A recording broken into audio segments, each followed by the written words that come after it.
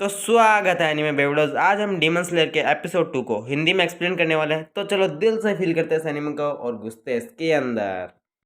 तो हम एपिसोड की शुरुआत में देखते हैं कि तांजियो एक खेत के पास खड़ा हुआ होता है और उस खेत के अंदर एक फार्मर भी खड़ा है।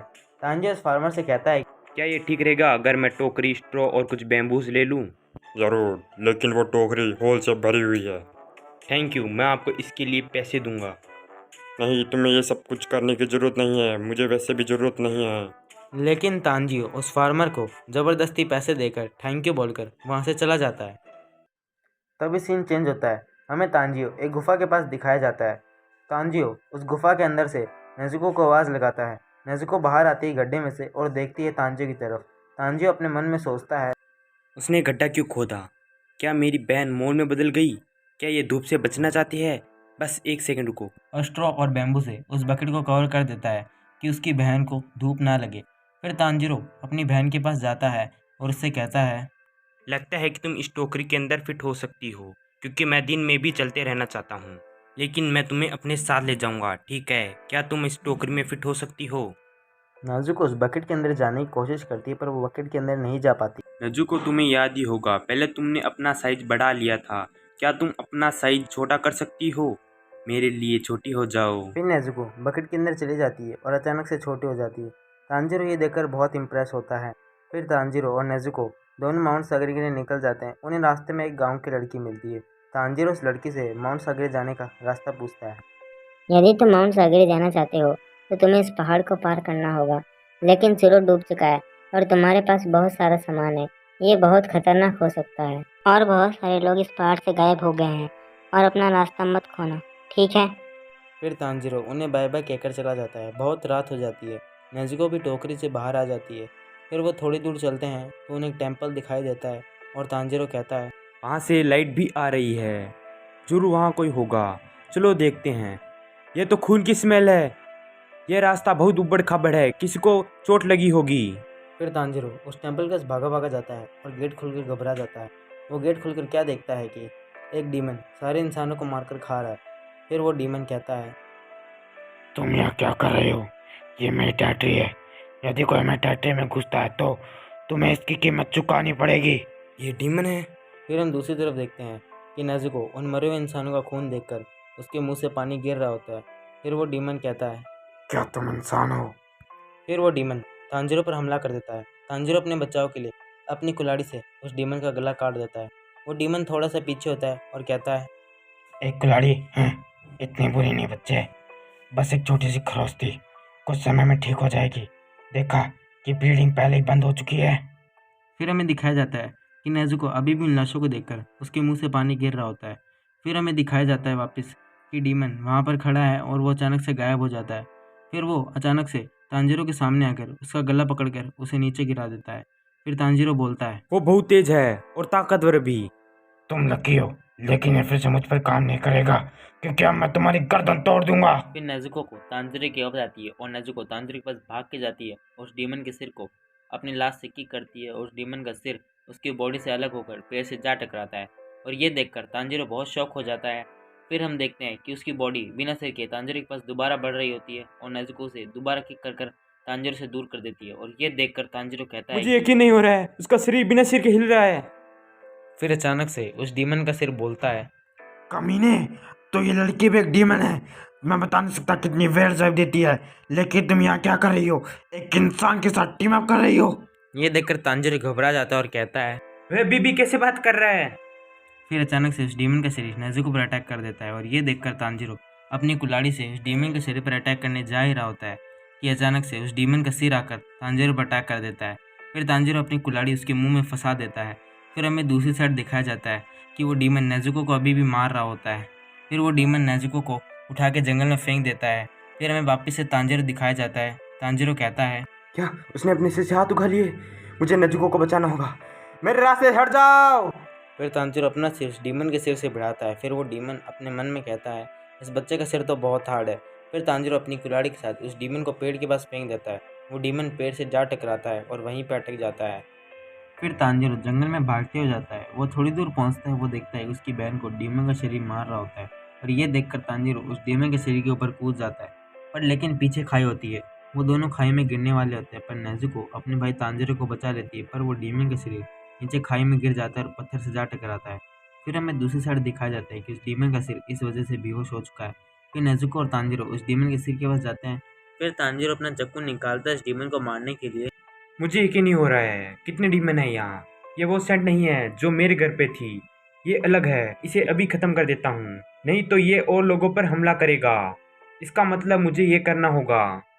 लेकिन तांजिरो उस डीमन को नहीं मार पाता। फिर तांजिरो के पीछे से एक हाथ आता है। फिर वो कहता है, तुम इसे चाकू से नहीं मार सकते। ये गोब्लिन मास्क, मैंने उसके कदम नहीं सुने। ठीक है, मैं उसे कैसे मार सकता हूँ? खुद सोचो, क्या तुम खुद के सिर का इस्तेमाल नहीं कर सकते? सिर पे छुरा घोंपने से काम नहीं चलेगा, तो मुझे उसे कुचलना होगा। लेकिन तांजिरो उसे नहीं मार पाता। फिर वो गोब्लिन मास्क वाला बंदा अपने मन में सोचता है, ये बच्चा इसे काटने वाला नहीं है। वो बहुत दयालु है और फैसला नहीं ले सकता। इसके सामने एक डीमन है, फिर भी ये दयालुपन दिखा रहा है। इसे अभी भी एक डीमन के लिए हमदर्दी है। गियो, ये लड़का कभी नहीं बन पाएगा। तभी वो डीमन जाग जाता है। फिर वो डीमन कहता है, मैं बेहोश हो गया था, इसका मतलब मेरा शरीर मर चुका है। मैं बीमार महसूस कर रहा हूँ। फिर वो डीमन तांजिरो की तरफ देखता है और वो बहुत गुस्से में कहता है, कमीने, मैं तुझे मार डालूंगा। एक बार तू मेरे पास आ, मैं तुझे खा जाऊंगा। मैं तेरे पास नहीं आ सकता, तू मेरे पास आ।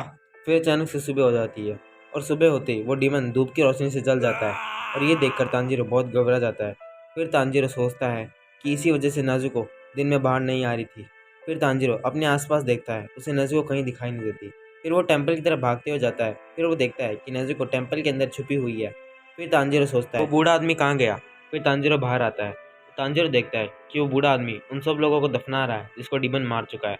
फिर तांजिरो उनके थोड़ा पास जाता है और बूढ़ा आदमी कहता है, मेरा नाम सकोंजी उरोकोडाकी है। तुम्हें गियो तोमियाके ने भेजा है ना? रुको रुको रुको, मैं पहले तुम्हें एक चीज़ बता देता हूँ। ये वही शख्स है सकोंजी उरोकोडाकी जिसे तांजिरो ढूंढ रहा था। तुम कंफ्यूज ना हो इसलिए मैंने चीज़ पहले बता दी है। तो चलो बैक टू वीडियो। हाँ, मेरा नाम तांजिरो कमांडो है और मेरी बहन का नाम नेजुको। तांजिरो, तुम क्या करोगे जब तुम्हारी बहन इंसानों को खाएगी? ये सुनकर तांजिरो बहुत शौक हो जाता है। फिर सकोंजी उसे एक जोरदार थप्पड़ मारते हैं। तुम बहुत स्लो हो। तुम्हें जल्दी फैसला लेना सीखना चाहिए, इसलिए तुम उस डीमन को सुबह होने से पहले नहीं मार पाए। क्या तुम जानते हो कि तुम मेरे सवालों के जवाब जल्दी क्यों नहीं दे पाए? क्योंकि तुम्हारा संकल्प बहुत कमजोर है। जब तुम्हारी बहन इंसानों को खाएगी तब तुम दो चीज कर सकते हो। पहला, उसे मार दो। दूसरा, अपना पेट काटो और मर जाओ, क्योंकि डीमन में बदले अपनी बहन को साथ में लेकर घूमने का यही मतलब है। लेकिन ऐसा नहीं होना चाहिए। तुम्हारी बहन को मासूम लोगों की जान लेना, ये चीज कभी नहीं होनी चाहिए। समझ रहे हो मैं क्या कह रहा हूँ? हाँ, ठीक है, अब मैं तुम्हारा टेस्ट लूंगा, ये देखने के लिए कि तुम डीमन स्लेयर क्रॉप्स के मेंबर बनने के लायक हो या नहीं। अपनी बहन को पीठ पे उठाओ और मेरे पीछे आओ। फिर तांजिरो उनकी बात मानकर नेजुको को पीठ पे उठाकर उनके पीछे भागने लग जाता है। फिर वो भागते भागते अपने मन में सोचता है, ये तो बहुत तेज है और कितने बूढ़े भी, फिर भी बिल्कुल भी मैं इन कदमों की आवाज़ नहीं सुन सकता। नजुको, मुझे पता है ये बहुत हिल रहा होगा, लेकिन प्लीज़ थोड़ी देर रुक जाओ। नजुको, मुझे पता है तुमने अपनी पूरी ज़िंदगी में सब्र करना ही सीखा है। फिर हमें तांजिरो का एक फ्लैशबैक का सीन दिखाया जाता है जिसमें नेजुको अपना किमोनो ठीक कर रही होती है। फिर तांजिरो आता है और कहता है, तुम फिर अपना किमोनो ठीक कर रही हो? अब तुम्हारे लिए एक नया किमोनो खरीद लेना चाहिए। नहीं, ये ठीक है। सच में ये किमोनो मेरा फेवरेट है। वैसे भी ये इतना ज़रूरी नहीं है जितना अपने छोटे भाई बहनों का पेट भरना। मैं कसम खाता हूँ कि मैं तुम्हें वापस इंसान बना दूंगा। फिर तुम्हारे लिए एक सुंदर सा किमोनो खरीदूंगा। वो जो सब कुछ जो दूसरों के लिए नहीं कर सका, मैं वो सब कुछ तुम्हारे लिए करूंगा। फिर तांजिरो उनके साथ उनके पीछे भागते भागते उनके घर पहुंच जाता है। फिर तांजिरो उनसे पूछता है, ठीक है, मैंने टेस्ट पास कर लिया। टेस्ट तो अब शुरू होगा, अब हम पहाड़ चढ़ने जाएंगे। फिर तांजिरो अपनी बहन नेजुको को सकोंजी उरोटाकी के घर सुला देता है। फिर सकोंजी कहते हैं, मैं कसम खाता हूँ कि मैं तुम्हारी बहन की देखभाल करूंगा जब तुम चले जाओगे। फिर तांजिरो सकोंजी के पीछे पीछे उस पहाड़ पर चला जाता है। फिर तांजिरो अपने मन में सोचता है, मैं बहुत थक गया हूँ, मेरे पैर अकड़ने लगे हैं और मुझे चक्कर भी आ रहे हैं।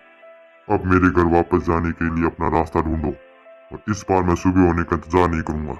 फिर उसी वक्त ही सकोंजी कोहरे में गायब हो जाते हैं। अच्छा, उन्हें लगता है कि मैं घने कोहरे में घूम जाऊँ। मुझे सुबह होने से पहले पहुँचना है ना? ये बहुत आसान है। मुझे स्मेल की बहुत अच्छी समझ है। मुझे मिस्टर उरोकोडाकी की स्मेल याद हो गई है। फिर तांजिरो चलना स्टार्ट कर देता है। चलते चलते उसका पैर एक रस्सी पर टकरता है और उसके मुंह की तरफ ढेर सारे पत्थर आते हैं।